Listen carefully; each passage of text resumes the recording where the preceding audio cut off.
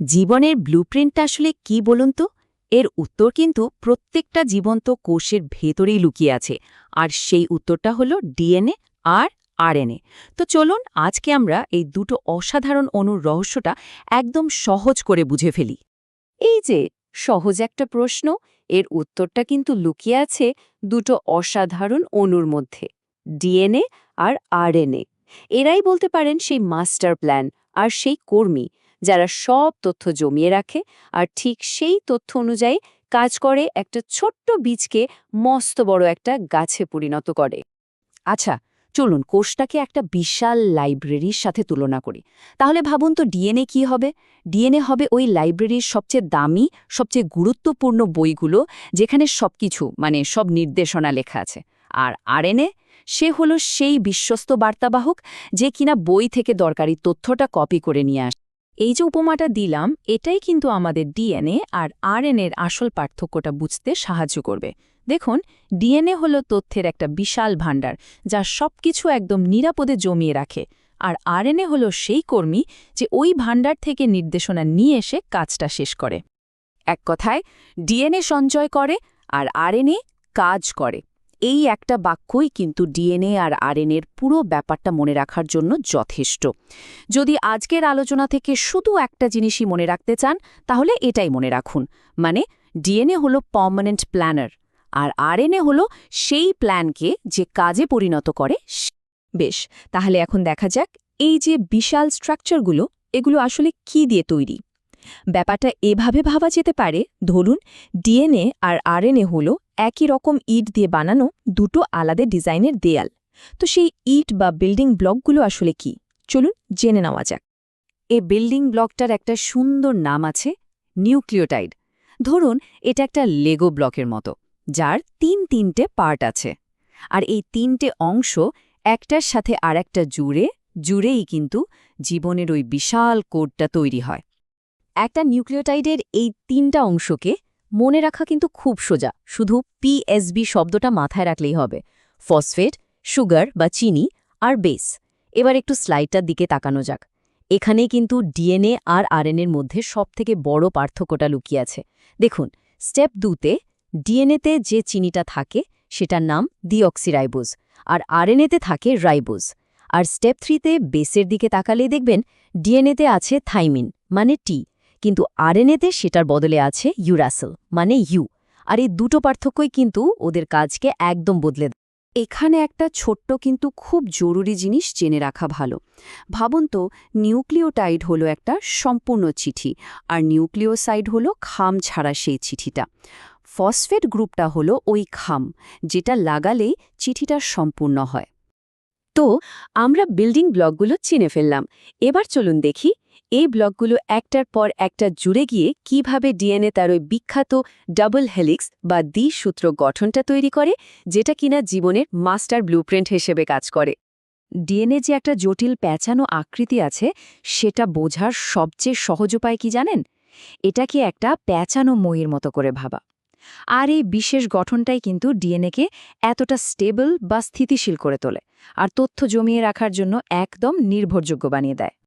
এখন আমরা ডিএনএ সবথেকে গুরুত্বপূর্ণ নিয়মটা জানব। স্লাইডের টেবিলটার দিকে একটু দেখুন। এখানে দেখানো হয়েছে বেসগুলো কিভাবে জোড়া তৈরি করে। দেখুন, অ্যাডেনিন বা এ সবসময় থাইমিন বা টি এর সাথে জোড়া বাঁধে, আর ওদের মধ্যে থাকে দুটো হাইড্রোজেন বন্ড। অন্যদিকে গোয়ানিন বা জি সবসময় সাইটোসিন বা সি এর সাথে জোড়া বাঁধে, আর ওদের মধ্যে থাকে 3টা বন্ড। এখন যেহেতু জি আর সি এর মধ্যে বন্ডের সংখ্যা বেশি, তাই এই জোড়াটা এ আর টি এর জোড়ার থেকে অনেক বেশি শক্তিশালী। আর এই নিয়মটা কিন্তু কখনো ভাঙে না। ডিএনএর যে দুটো স্ট্র্যান্ড আছে, ওরা পাশাপাশি চললেও ওদের দিকটা কিন্তু একদম উল্টো। মানে একটা যদি উত্তর দিকে যায়, তো অন্যটা যাবে দক্ষিণ দিকে। জীববিজ্ঞানের ভাষায় এই ব্যাপারটাকে বলা হয় অ্যান্টি প্যারালেল। এই যে বেস জোড়ার নিয়মটা, এটা মনে রাখা কিন্তু ভীষণ জরুরি। এর সাথে টি আর জি এর সাথে সি। এই সহজ নিয়মটাই ডিএনএকে স্থিতিশীল রাখে আর একদম নিখুঁতভাবে তথ্য কপি করতে সাহায্য করে। এটাই তো জীবনের কোডের মূল ভিত্তি। তাহলে ডিএনএ তো হলো মাস্টার প্ল্যান, কিন্তু প্রশ্ন হলো প্ল্যান অনুযায়ী কাজটা করবে কে? ঠিক এখানেই এন্ট্রি হয় আরএনএর, সেই হলো সেই কর্মী যে ডিএনএ নির্দেশনাগুলোকে মাঠে নেমে কাজে পরিণত করে। আরএনএ সাধারণত একটাই স্ট্র্যান্ডের হয়, ডিএনএর মতো ডাবল না। এর চিনিটাও আলাদা, আর থাইমিনের জায়গায় থাকে ইউরাসিল। আর এই বৈশিষ্ট্যগুলোই ওকে একটা টেম্পোরারি বা অস্থায়ী বার্তাবাহক হিসাবে একদম পারফেক্ট বানিয়ে তোলে। মানে কাজ শেষ হয়ে গেলে এটা নষ্ট হয়ে যায়। ঠিক যেমন একটা কাজের জন্য লেখা চিরকুট কাজটা হয়ে গেলে আমরা যেটা ফেলে দিই। তবে আরএনএ কিন্তু একা কাজ করে না, এর একটা পুরো টিম আছে। ভাবুন, এটা যেন একটা প্রোটিন বানানোর ফ্যাক্টরি। মেসেঞ্জার আরএনএ বা এমআরএনএ ডিএনএ থেকে মেসেজটা নিয়ে আসে। ট্রান্সফার আরএনএ বা টিআরএনএ সেই মেসেজ অনুযায়ী ঠিকঠাক কাঁচামাল মানে অ্যামিনো অ্যাসিড নিয়ে আসে। আর রাইবোজোমাল আরএনএ বা আরআরএনএ হলো সেই ফ্যাক্টরির মেশিন, যেটা এই সব কিছুকে একসাথে জুড়ে ফাইনাল প্রোটিনটা তৈরি করে।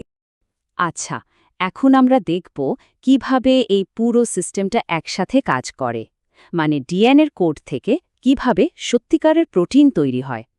জীববিজ্ঞানে এই তথ্যের প্রবাহকে একটা বিশেষ নামে ডাকা হয়, সেন্ট্রাল ডগমা।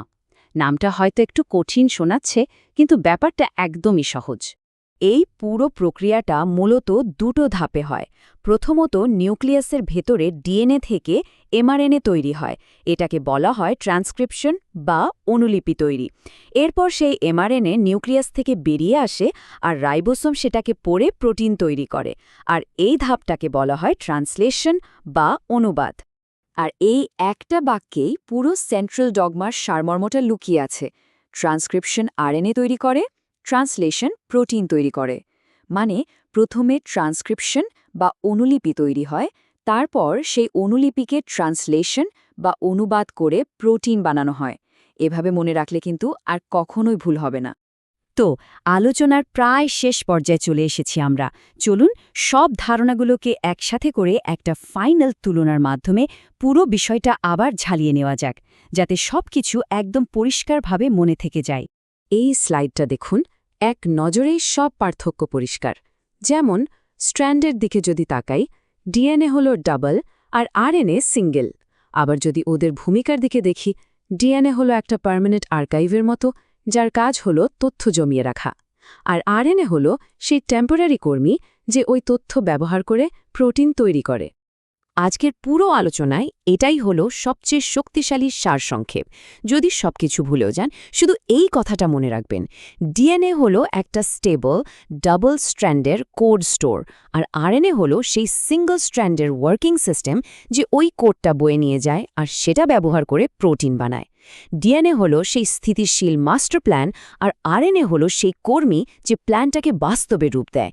আর এই দুজনের অসাধারণ টিম ওয়ার্কের ফলেই কিন্তু একটা ছোট্ট কোষ থেকে শুরু করে এই পৃথিবীর সমস্ত প্রাণীর অস্তিত্ব টিকে আছে।